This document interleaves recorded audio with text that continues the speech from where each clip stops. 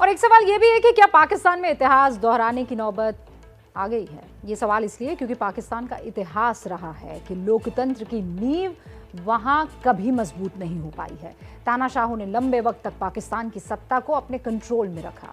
हालांकि इमरान खान जब पीएम बने तब ये पता चला कि सेना के सत्ता चलाने का तरीका जो है सेना ने बदल दिया है और इसीलिए इमरान खान को इलेक्टेड की बजाय सिलेक्टेड पीएम कहा जाता है। तो अगर इमरान सत्ता से हटाए जाते हैं तो फिर सेना के सामने तख्ता पलट के अलावा कोई और विकल्प नजर नहीं आता है। क्या ऐसा हो पाना मुमकिन है? इस रिपोर्ट से समझिए। क्या पाकिस्तान में एक बार फिर तख्ता पलट वाले हालात बन रहे हैं? क्या पाकिस्तान में सत्ता की कमान एक बार फिर सेना अपने हाथ में लेने वाली है? क्या इमरान खान को कुर्सी से उतार फेंकने का काउंटडाउन शुरू हो चुका है? जब से पाकिस्तानी पीएम इमरान खान ने यह बयान दिया है तब से ही उनके हटने की चर्चा बेहद जोरों पर है। पाकिस्तान के सियासी हालात इस वक्त इतने नाजुक हो चुके हैं कि पाकिस्तान में एक बार फिर मार्शल लॉ की वापसी होने की बात शुरू हो चुकी है। सेना और इमरान खान के बीच की बढ़ती इसी दूरी ने पाकिस्तान के सियासी हालात को और ज्यादा गंभीर बना दिया है और ये दूरी तब और ज्यादा बढ़ गई जब इमरान खान ने भारतीय सेना की तारीफ कर दी।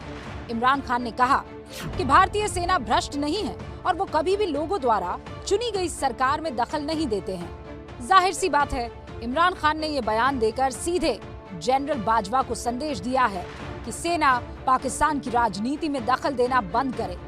इमरान का ये बयान बताता है कि जनरल बाजवा और उनके बीच सब कुछ ठीक नहीं चल रहा है। दोनों के बीच मतभेद की शुरुआत हुई थी पाकिस्तानी खुफिया एजेंसी आईएसआई के तब के चीफ जनरल फैज को हटाने और नए चीफ की नियुक्ति को लेकर। अब यही लड़ाई खुलकर सबके सामने आ गई है।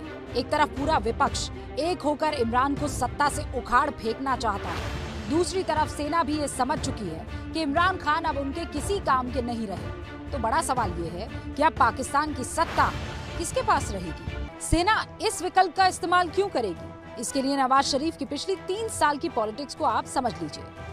नवाज शरीफ ने सीधे सीधे आर्मी चीफ जनरल बाजवा के खिलाफ मोर्चा खोला हुआ है। जाहिर सी बात है, आर्मी चीफ बाजवा ये कभी नहीं चाहेंगे कि नवाज शरीफ या उनके परिवार का कोई सदस्य पाकिस्तान की सत्ता पर काबिज हो, क्योंकि ऐसे में तो पावर उनके पास रहेगा नहीं। इसीलिए सिर्फ एक ही विकल्प बचता है, तख्ता पलट।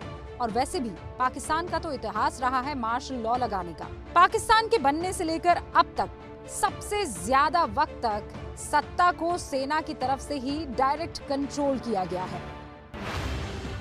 साल 1958 में जनरल अयूब खान ने तत्कालीन राष्ट्रपति इस्कंदर मिर्जा को हटाया और खुद राष्ट्रपति बने।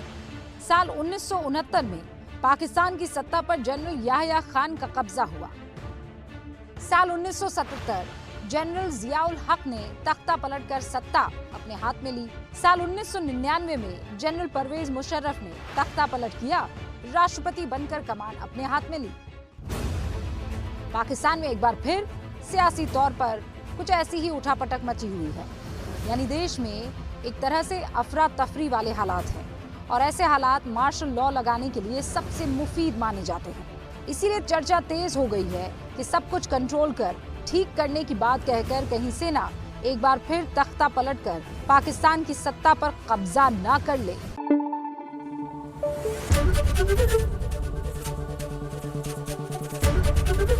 एबीपी न्यूज़ आपको रखे आगे।